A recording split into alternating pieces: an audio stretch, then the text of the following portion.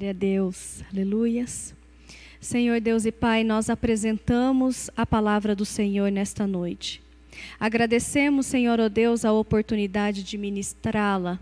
Que essa palavra seja cura, seja libertadora, transforme vidas, traga, Senhor, ó Deus, resposta àqueles que pedem, aos aflitos, os angustiados, que traga mudança de vida, emendem famílias, em nome de Jesus. Que o seu Santo Espírito toma a sua liberdade, o seu trono neste lugar e começa a manifestar da tua palavra nos corações, em nome de Jesus. Amém? Glória a Deus. Boa noite! Só para nós dar uma acordada. Amém? Gostaria de agradecer cada um de vocês pelo privilégio de estar aqui em comunhão conosco, vocês que nos assistem em casa, que Deus abençoe a vida de vocês, que o Espírito Santo comece a ministrar também no teu coração essa palavra que Jesus confiou à nossa noite. Glória a Deus! Convido a amada igreja a abrir no livro de Lucas, capítulo 5, a partir do versículo 11. Evangelho de Lucas, capítulo 15, a partir do versículo 11. Essa mensagem no qual Deus quer falar fortemente no nosso coração, nesta noite, ela está escrita em parábolas.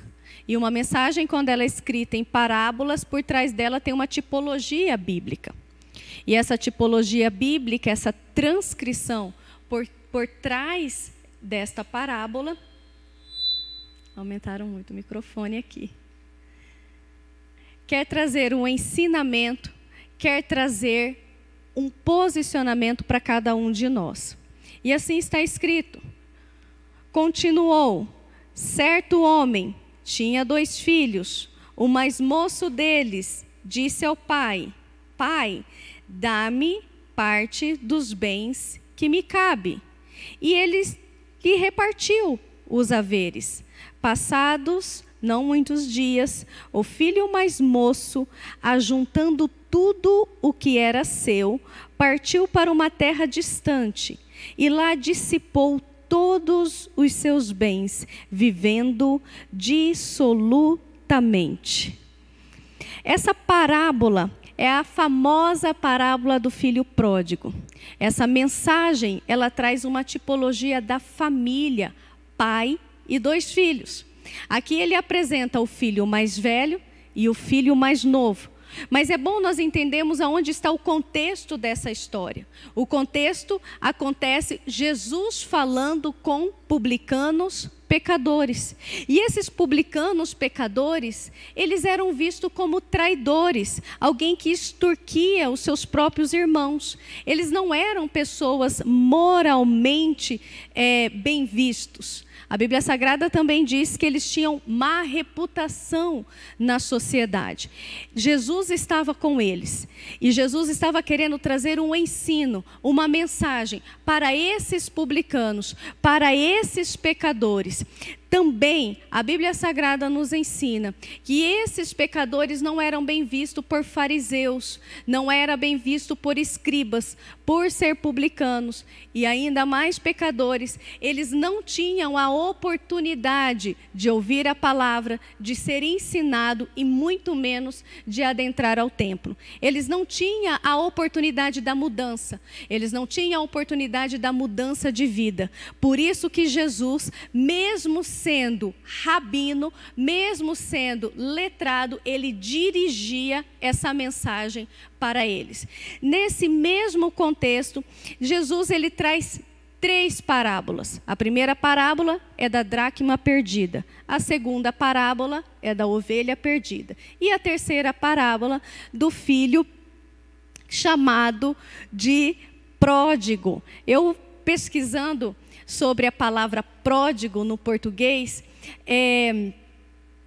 ela traz um contexto muito verdadeiro do que significa. Se você quiser escrever aí na sua casa ou aí na sua Bíblia, significa desperdiçador, alguém que age sem limites. Então vamos lá a mensagem, amém? em todo esse contexto, quando Jesus ele olha para aqueles publicanos pecadores, ele traz um contexto familiar, uma história que acontece dentro de uma família. Há um filho mais velho e há um filho mais novo. A tipologia do mais velho é a maturidade e a tipologia do filho mais novo é a imaturidade. A imaturidade, ela gera vários desejos no nosso coração. Aquele que nunca conquistou, ele não sabe o valor muito bem das coisas. Aquele que nunca pegou do arado, aquele que nunca trouxe para si, ele tem uma percepção, ele tem um desejo de achar que todo mundo deve dar algo para ele, que ele tem o direito das coisas que o outro conquistou, ele tem o direito de trazer para si aquilo que o outro trabalhou. Nessa mensagem, neste contexto, o filho mais novo, ele começa agora a traçar um caminho de acordo com a sua imaturidade. O filho mais novo, ele olha para o pai e ele diz assim: eu quero tudo que me é por direito. Quando eu vejo essa mensagem, me dê tudo o que é por direito, eu lembro de uma situação dentro de minha casa. Eu saí para uma loja com as crianças no final de semana e era importante eu comprar alguma coisa até para elas terem o que fazer. Estava nevando, nós estávamos trancados dentro de casa, elas tinham que ter alguma atividade. E ali eu comprei 3 kits de tinta, de joguinho de tinta, e era um kit bacana, e não era muito barato. Comprei os 3 kits de tinta, trouxe para casa, entreguei para cada uma delas. E quando eu entrego uma delas, não vou falar o nome para não ficar repetitivo o nome, começa a pintar tudo. E a gente começa a falar assim: para, não pinta a casa, é para pintar o papel. Não, mas é meu, não derruba no chão. Não, mas é meu. E começou a desperdiçar a tinta.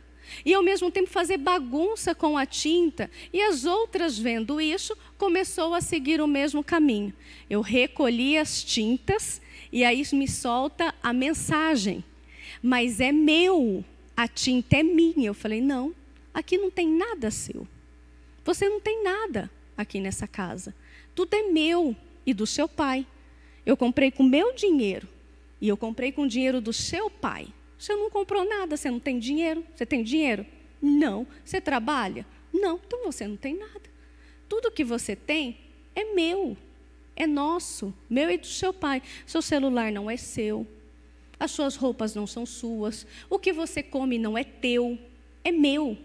E quando sou eu que compro, sou eu mesmo que tiro. Então, essas questões de que aquilo que eu não conquisto, mas eu quero, aquilo que eu não me esforço, mas eu quero, começa a gerar um sentimento de uma falsa liberdade e direito sobre o que não tem. E foi tão interessante que todas ouvindo isso, e elas entenderam que elas não têm nada, tudo que elas têm é meu e do pai delas, porque somos nós que trabalhamos. No outro dia, a mais velha chega para mim e diz: mamãe, eu quero ter o meu own business, eu quero ter meu próprio negócio. Eu falei: eu acho muito bom. Eu acho muito bom você trabalhar. Você pode já começar vendendo os livros infantis do seu pai, para você começar a adquirir coisas que são suas. Mas enquanto vocês estão nessa casa, são minhas e do teu pai. O filho pródigo, ele olha para o teu pai e diz: eu quero tudo, eu quero a minha parte, tudo o que me diz direito. Essa vontade de uma liberdade, de querer seguir um caminho sem ninguém do seu lado, pegar a recompensa daquilo que você não produziu, gera uma falsa liberdade, e às vezes é gerada em jovens, às vezes é gerada em adultos também, essa falsa liberdade. Agora eu me pergunto, que liberdade maior é estar num lugar onde tem alguém que produz para você? Não é verdade? Eu aprendi durante toda a minha vida que quando a gente tem dinheiro, a gente tem mais liberdade, sim ou não? Quando a gente tem dinheiro, as portas abrem mais. Se a gente está cansado, o dinheiro paga uma viagem. Se a gente está triste, está passando por uma desilusão, a gente vai lá com o dinheiro, visita os familiares. O dinheiro, ele abre portas. Às vezes a gente está precisando de ser promovido, crescer em uma carreira. O dinheiro abre portas de estudos e de promoção. O dinheiro, ele traz liberdade. Mas é impressionante. Quando a falsa liberdade, a imaturidade começa a roubar os corações, ele acha que aquele que produziu, quando ele pega aquilo que é fácil, jamais acaba. A imaturidade, ela causa uma sensação que nada vai acabar. Ela causa uma sensação que aquele pouco que ele pegou é o suficiente. Ele causa uma sensação que sozinho ele pode. Causa uma falsa sensação que ele pode tudo, que ele tem tudo, que ele conquistou tudo, que ele é o máximo. Mas ele esquece, o imaturo esquece que ele tem tudo, que ele é tudo, que ele brilha, porque tem alguém lá atrás que está sendo base para toda aquela alegria. Quantos de nós às vezes passou pela experiência, talvez aqui dentro do ministério? A pessoa está cheio de unção, recebeu uma unção diferente, foi ministrado, foi cuidado, foi liberto, trouxe uma palavra nova dentro do coração, uma unção da pregação do evangelho, e por imaturidade acha o quê? Eu estou pronto, eu posso tudo, eu posso fazer sozinho, eu posso conquistar tudo, eu não preciso mais de ninguém. Aquele que me entregou, que deixe. A imaturidade, ele tem um sentimento de egoísmo, achar que pode tudo, que pode fazer tudo, mas ele esquece que ele é tudo porque tem alguém fazendo por trás dele. Diga assim comigo: todo mundo tem uma base. Como toda planta tem a sua terra. As pessoas, elas crescem e têm maturidade e brilham porque tem alguém lá atrás que está apoiando, sustentando todo aquele brilho. Isso é comum ver dentro das casas. As esposas aqui e os maridos que estão presentes vão entender muito bem. O marido, ele é o reflexo da casa que ele vive. O marido é o reflexo da casa que ele vive. Se ele tem uma casa de paz, se ele tem uma casa acolhedora, se ele tem uma casa que lhe impulsiona, se ele tem uma casa que lhe honra, lá fora ele vai brilhar, ele vai crescer, ele vai estar livre para exercer toda a unção de sua natureza. Mas se ele está numa casa que te oprime, que te bloqueia, que te xinga, que te traz palavras desmotivadoras, lá fora ele vai refletir toda a escuridão daquela casa que vive.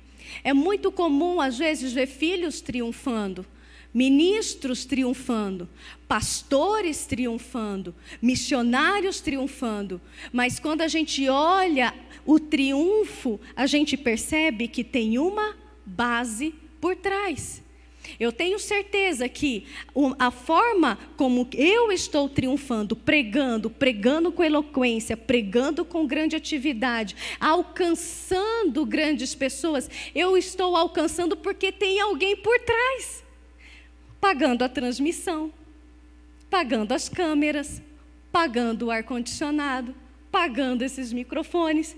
É muito importante que entenda, a maturidade, ela gera um sentimento de egoísmo. E quando nós olhamos para nós e sentimos que eu posso tudo, eu posso pegar aquilo que é meu, eu posso fazer aquilo com que pertence a mim. Epa, pertence o quê?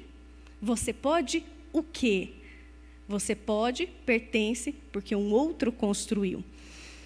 O sentimento de imaturidade, o primeiro sentimento de imaturidade é o egoísmo. Mas aquele menino imaturo, ele decide sair. Ele quer deixar aquele ambiente que lhe impulsiona, deixar aquele ambiente que o leva. E ele toma uma decisão de realmente ir para longe. Essa decisão de deixar abandonar aquilo que lhe supre, abandonar aquilo que lhe dá proteção, traz um grande transtorno para dentro das casas. Agora você imagina, o pai teve que vender as propriedades, pegar a parte dele e lhe entregar. Toda decisão de deixar gera uma tribulação. Toda decisão de deixar gera uma dor familiar, uma dor ministerial, uma dor naquele que um dia lutou para si, mas só que agora você está triunfando por causa do trabalho dele. 2. No versículo 13, ele me ensina sobre a vida de liberdade. Diga para o irmão que está do seu lado, cuidado com a falsa liberdade. Esse negócio que eu posso tudo sozinho, eu vou triunfar sozinho, eu sou o melhor. Essa falsa liberdade é os princípios da nossa queda.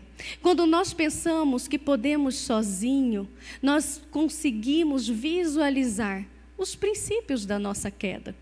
Na mesma história, no mesmo contexto das tintas, uma de nossas filhas chegou para o pai dela e disse: papai, você me ajuda a pintar? Você me ajuda a colorir? Diga para a pessoa que está do seu lado, com o seu pai, o seu desenho fica mais bonito.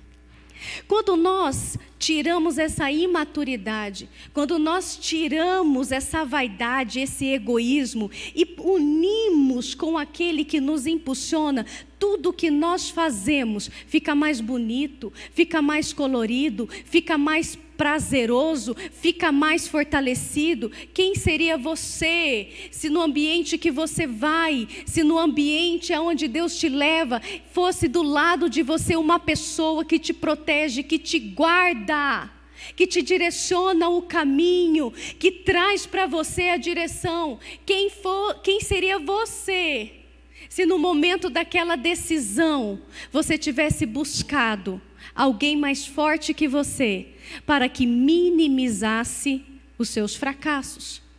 A imaturidade, ela traz cegueira, a vaidade traz cegueira, a meninice traz cegueira, dessa questão eu posso tudo sozinho. O problema dessa falsa liberdade é que existe no nosso coração uma palavra que diz que é ruim de ouvir, proibido. Quem tem medo dessa palavra? É proibido fazer isso. Tem pessoas que não gostam de ouvir a palavra proibido, não pode, não é, a negativa. Mas às vezes, quando o pai, aquele que te impulsiona, aquele que te guarda, que cuida, às vezes o seu pastor, que diz não pode, não é, não está certo, não é o momento, não é a hora, espera um pouco. Você pode ficar mais maduro, você pode ficar mais fortalecido, você pode ficar mais coeso. Calma, espera, não é, eu não concordo. O que é isso? Não pode, está o quê? Proibindo. Proibindo não é uma palavra má. Proibindo significa proteção. Todas as vezes que nos proíbe de fazer alguma coisa, existe alguém que está nos protegendo. Todas as vezes que meus pais me proibiam de fazer alguma coisa, ele estava me protegendo. Todas as vezes que o meu pastor me proibia de fazer alguma coisa, ele não estava com raiva de mim, mas ele estava me protegendo. E todas as vezes que a palavra de Deus nos proíbe de alguma coisa, ela não está contra nós, mas ela está nos protegendo. O Pai, Ele proíbe para nos proteger.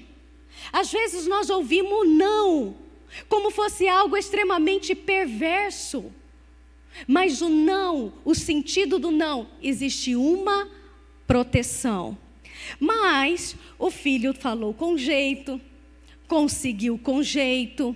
Às vezes o membro fala com jeito, conseguiu com jeito, e a gente diz não, porque eu te amo, eu quero te proteger. Não é o momento, não é a hora, isso é meninice, isso é vaidade. Aqui você está brilhando, aqui você está crescendo, aqui você está protegido. Calma, espera. Não, você está me proibindo, ok? Então viva a sua experiência. No versículo 14, ele vai começar a nos trazer com clareza as consequências das decisões. As decisões infantis traz consequências. As decisões imaturas traz consequência. As decisões por impulso, por um desejo de liberdade, por um desejo de ter uma vida segundo a sua mente, segundo as suas fantasias, traz consequência. Toda ação gera uma consequência. O pai deixou ir, o pai permitiu que fosse, honrou a palavra dele. Quem sabe esse homem, esse pai não falou como eu: você não tem nada aqui não, meu filho, você não tem nada aqui, tudo é meu, é com meu dinheiro, eu que comprei, eu estou te emprestando, mas quando você trabalhar você vai ter alguma coisa. Quem sabe prometeu que alguma parte era dele, quem sabe ele tem o direito de alguma coisa. Tudo bem, deixou ir, mas diz assim para a pessoa que está do seu lado: toda vez que vamos sozinhos, é o pressentimento da nossa ruína. A ilusão leva embora tudo aquilo que um dia conquistamos. Porque quando nós carregamos aquilo que nos pertence, uma hora vai acabar. Quando nós levamos aquilo que nos pertence, nós temos que nos alimentar e alimentar as pessoas que estão ao nosso redor. Mas ao mesmo tempo que nós nos alimentamos e alimentamos as outras pessoas ao nosso redor, nós precisamos de alguém lá atrás que nos alimente também e que reponha tudo aquilo que um dia nós tenhamos de gastar, tudo aquilo que nós estamos desperdiçando. No ministério é a mesma coisa. Todas as vezes que nós decidimos caminhar sozinhos, nós vamos desperdiçar aquilo que temos, jogar fora aquilo que temos. Por que nós estamos desperdiçando? Porque não tem ninguém que está produzindo por nós. É muito comum ver pessoas andando sozinhas, querendo andar sozinha, querendo viver sozinha, querendo caminhar no egoísmo, nas suas paixões, nas suas vaidades, cansados, solitários, frustrados. Por quê? Porque não tem uma base que guarda, uma base que impulsiona, uma base que protege, uma base que lhe supre. Vamos ler lá o versículo 15. Abra aí, versículo 15. Então ele se foi e se agregou a uns dos cidadãos daquela terra. E ele mandou para os seus campos para guardar os porcos. Depois de uma má decisão, existe uma consequência. Toda decisão tomada sem maturidade gera consequência. Pode ser consequências boas ou consequências ruins. Se eu tomar uma decisão junto com a pessoa que já viveu mais tempo durante a caminhada, eu vou ter uma consequência mais assertiva. Mas se eu for ouvir aquele que nunca conquistou, que nunca prosperou, ou se eu for somente seguir as minhas paixões da liberdade, eu vou ter uma consequência. Esse menino imaturo não tinha outra consequência a tomar, a não ser a humilhação. Todas as vezes que nós tomamos uma decisão de forma imatura, impensada, às vezes falamos aquilo de forma impensada, às vezes agimos sem pensar, agimos na imaturidade, nós vamos sofrer alguma consequência. Não era da tradição dos judeus que tocassem porcos ou que comessem a carne dos porcos. Conviver com os porcos era um sinal de maldição, era um sinal não permitido, era um sinal que não estava indo nada bem.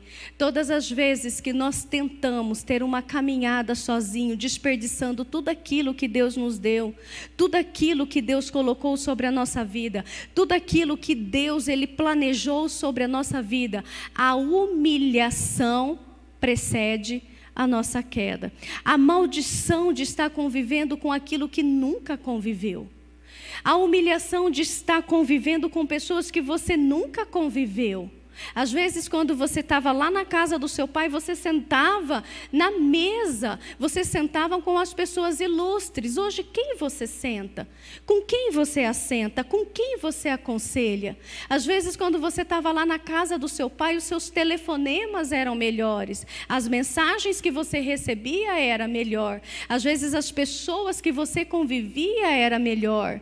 Às vezes, o ambiente que o seu pai lhe proporcionava era muito melhor do que o ambiente que você conseguiu proporcionar para você mesmo. Todas as vezes que nós tentamos dirigir os nossos passos para uma caminhada com vaidade, solitário, com imaturidade, nós vamos nos rodear com aquilo que nós realmente conseguimos conquistar. Tem uma mensagem, uma frase que eu ouvia muito na minha criação: se você anda com porcos, farelo, você vai comer com eles. E essa mensagem ficava muito forte no meu coração. E eu tinha muito medo com quem que eu ia conviver, com quem eu ia relacionar, com quem eu ia ouvir. Porque ficava assim, se eu andar com os porcos, eu vou comer farelo com eles. E é verdade. A passagem aqui, ela me mostra, se você tem uma decisão inconsequente, se você tem uma decisão imatura, se nós achamos que sabemos tudo, podemos tudo, que ninguém sabe nada, você é o melhor.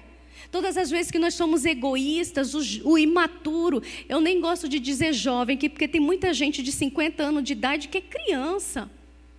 Todas as vezes que nós agimos pela nossa imaturidade, quantas coisas nós perdemos, quantas trajetórias são reprimidas, são acabadas, quantos ministérios são destruídos, quantas pessoas perdem tanto.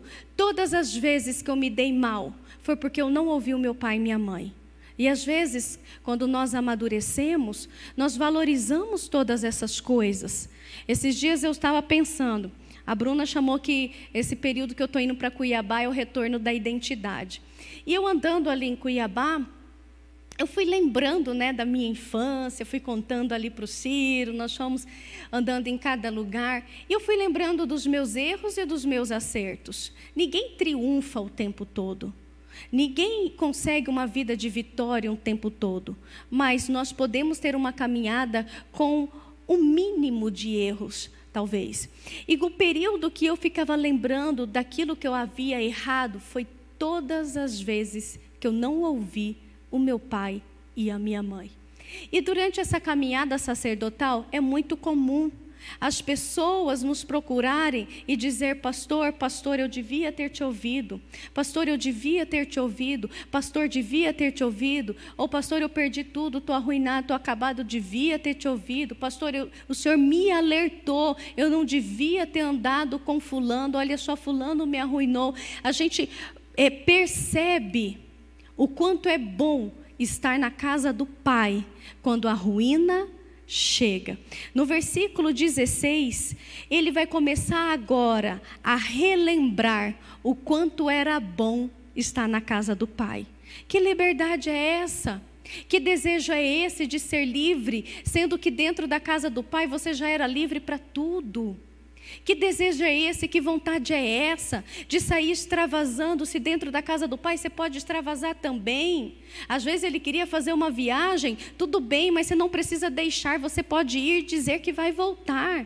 Às vezes você quer fazer algo diferente, da mesma forma que você teve coragem de pedir para abandonar o seu pai, tenha coragem de pedir para ele viver esse novo momento, viver essa vontade que você está querendo viver.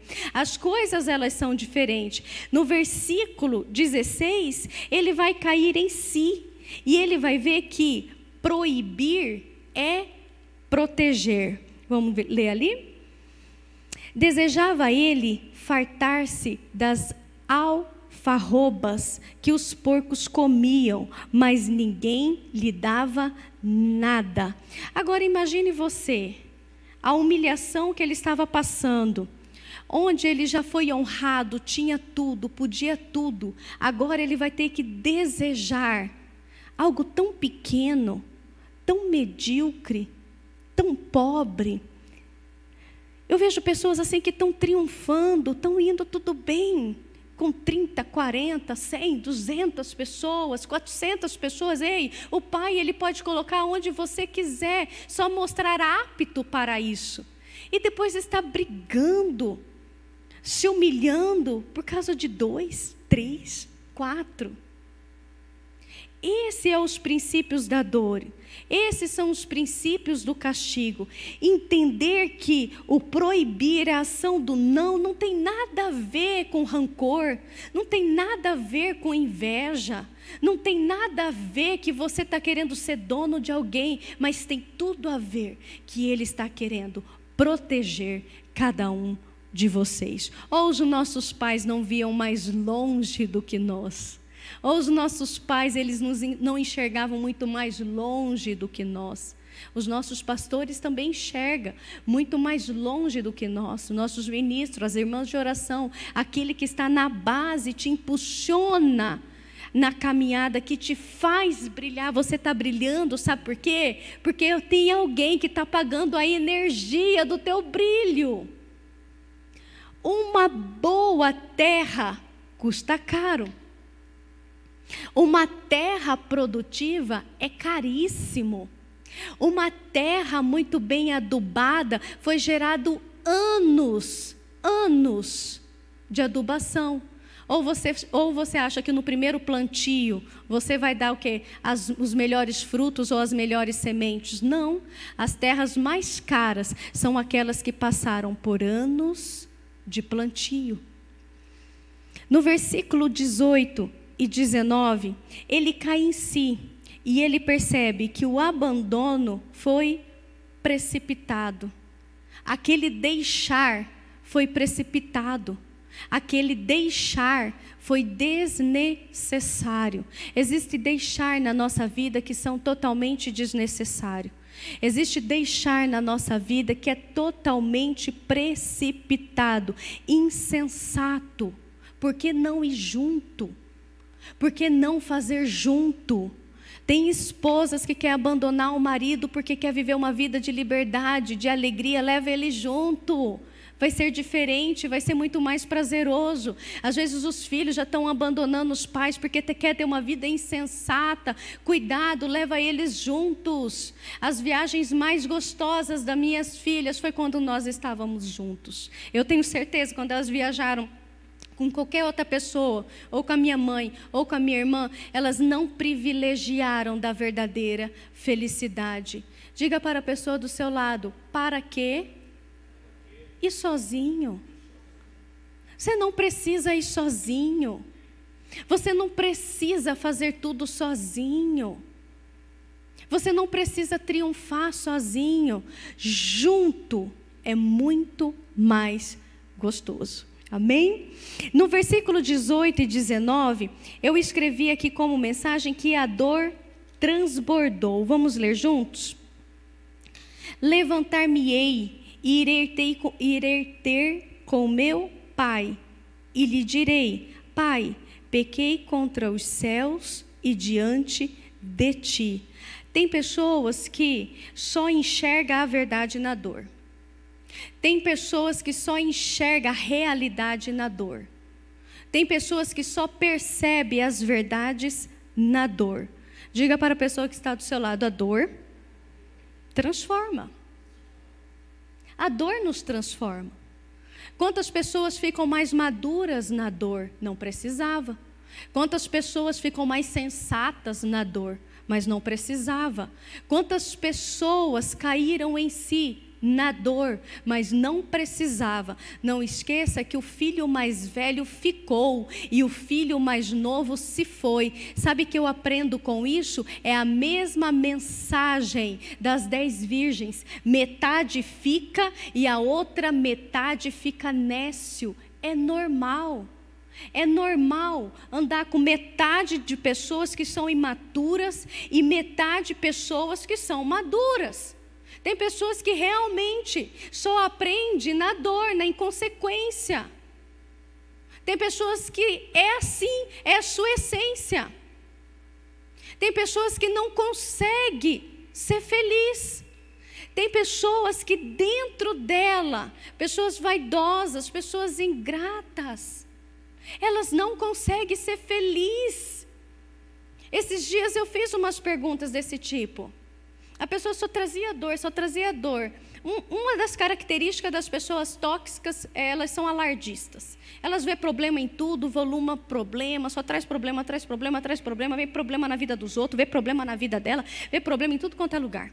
Aí eu perguntei para ela, você consegue ser feliz? Você olhando para si, mesmo vendo coisas boas na sua vida, você consegue ser feliz? Existem pessoas que são imaturas e não conseguem ser felizes. Faz parte da essência, faz parte da natureza. As coisas podem estar indo tudo bem, mas ela dá um jeito de ser infeliz. Ela dá um jeito de estragar tudo, a sua própria vida. Ela não consegue ter uma vida de felicidade. Isso é extremamente comum, é 50%, 50-50. Quantas pessoas está caminhando, está indo, às vezes eu falo muito do altar, que é uma das minhas maiores experiências. E eu vejo a pessoa crescendo, pregando, evoluindo, e de repente ela dá um jeito de ser infeliz. Ela dá um jeito de sabotar tudo. Ela dá um jeito de achar um problema. Ela dá um jeito de fazer um alarde, porque ela tem que ter uma vida infeliz. Quantas pessoas estão indo bem, consegue bons relacionamentos, consegue alguma coisa, mas ela precisa achar um problema. Para quê? Para ser infeliz. E por quê? Porque ela não consegue ser feliz. Pessoas às vezes encontram um bom relacionamento afetivo. Na primeira, na segunda, na terceira semana, cada um mostra aquilo que tem melhor. Mas aquela pessoa que não consegue ser feliz, na quarta semana ela vai encontrar um problema. Ela vai achar que o cara está enganando ela. Ela vai achar que ele está pensando na ex-namorada. Ela vai achar que ele está com ela só por interesse. Ela tem dinheiro só para uma coquinha. Mas a cabeça dela está programada para ser infeliz. Às vezes as pessoas conseguem amigos. Quem conhece aqui pessoas que não conseguem ter amigos? Porque elas são viciadas em ser infelizes, em ser solitárias. Na hora que ela encontra um amigo, ela faz o amigo é amigo dela 2 semanas. Na terceira semana ela tem que estragar tudo. Ela tem que falar mal dele. Ela tem que ver um defeito nele. Ela tem que falar mal dele para outra pessoa, para se sentir importante. Ela tem que estragar. Por quê? Porque ela não consegue ser feliz. Um dos princípios da imaturidade são pessoas que não conseguem ser felizes. Não conseguem. Amanhã está boa, à tarde está boa, mas no fim da noite ela vai encontrar um problema. Porque ela é viciada em dormir chorando ou condenando alguém. O filho pródigo, ele tem um encontro com as suas verdades. Ele tem um encontro com as suas vaidades. Ele tem um encontro com ele mesmo, aquilo que ele é. Um desperdiçador, um gastador. Uma pessoa encostada. Uma pessoa que busca e gasta tudo, busca e gasta tudo para viver as suas próprias paixões e as suas próprias liberdades. No versículo 20, a mensagem diz que o pai aguarda a sua volta. Sabe o que eu aprendo com isso? Até para decisões erradas, nós precisamos fazer direito. Até para tomar decisão errada precisa ser direito. Às vezes nós temos uma decisão que é num ímpeto da imaturidade. Ok, mas faça direito. Sabe o que eu aprendo com isso? O filho despede do pai. O filho pede para o pai. Ele diz que quer viver a sua liberdade. Despeça, fala, não sai em rebeldia, porque quando nós saímos em boa conduta, o pai te espera. Quando nós saímos para viver as nossas próprias paixões, as nossas próprias loucuras, as nossas próprias fantasias, ok, é normal, 50% das pessoas são assim. Mas saia direito, porque aquele que sai direito, o Pai espera. Vamos ler junto? Versículo 20.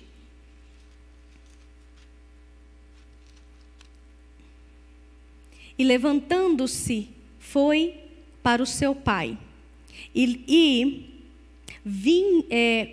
Foi para o seu pai. Vinha ele ainda de longe, quando seu pai o avistou, e compadecido dele, correndo, o abraçou e o beijou. Aquele que te guardou, vai te guardar para sempre. Aquele que te amou, vai te amar para sempre. Aquele que te supriu, vai ficar te esperando para suprir você mais uma vez. Essa semana eu recebi uma mensagem: pastor, eu preciso falar com você. Eu falei: eu estou te aguardando. Ele falou: o quê? Eu falei: eu já estava te aguardando. E aí eu fui para o gabinete, ele disse: pastora, eu preciso falar algo para você. Eu falei: eu já sei, eu já estava te aguardando. Ele falou: pastora, eu perdi tudo. Eu sei, mas eu estava te aguardando. Quando nós temos aquele que nos faz, nos guarda, nos protege, ele sempre está disposto a guardar, proteger e fazer você de novo, mais uma vez. Às vezes você está nessa condição nessa noite. Às vezes você que está assistindo está nesta condição hoje à noite. Às vezes você está precisando voltar e consertar com alguém. Às vezes você está precisando voltar e consertar aquele probleminha mais uma vez. Ou às vezes você está indeciso, você está imaturo, você está inconsequente. Converse uma vez, 2 vezes, 3 vezes, mas não vá sair com os porcos, porque farelo com ele você vai comer. Amém?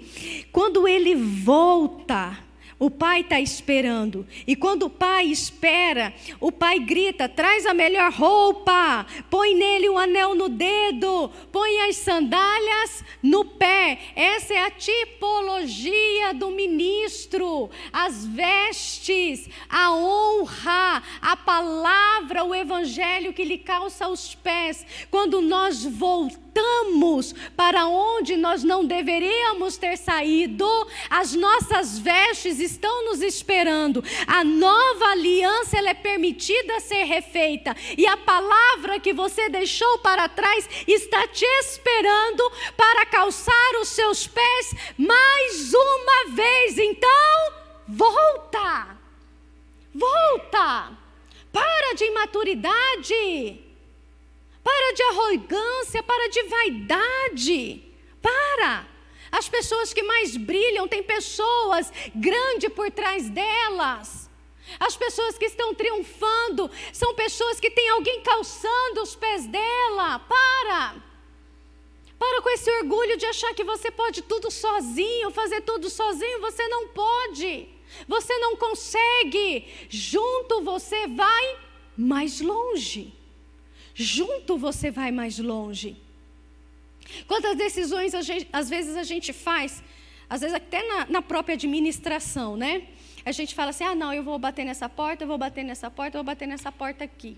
Aí a gente dá um jeito de esconder, né, a surpresa do bispo. Aí ele descobre a surpresa, certo? Aí ele fala assim: aonde vocês forem, nós fomos até aqui. Ele falou: não, nós podemos ir lá. Porque aquele que já caminhou uma trajetória vai fazer você caminhar também. Para de querer fazer tudo sozinho, de ficar esmilinguido nesse cantinho por causa dessa arrogância, ficar esmilinguido sozinho aí, pequenininho, por causa da sua vaidade. Volta, existe uma palavra te esperando, uma aliança que foi quebrada para ser refeita, e uma veste sacerdotal esperando você. Amém?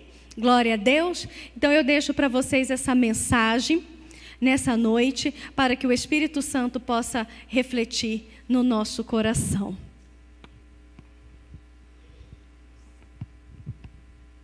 Uma mensagem difícil, exortadora, mas assim com o jeitinho da pastora Karine fica muito mais leve, não é? Se você que está presente aqui ou pelo seu equipamento sentiu que alguma atitude na sua vida precisa de conserto, Jesus Cristo é a porta. O Senhor Jesus Cristo, Ele sempre tem uma maneira de pôr as coisas no lugar de novo. Vamos nos colocar de pé. Senhor nosso Deus e Pai, nós entregamos o nosso caminhar em Tuas santas mãos.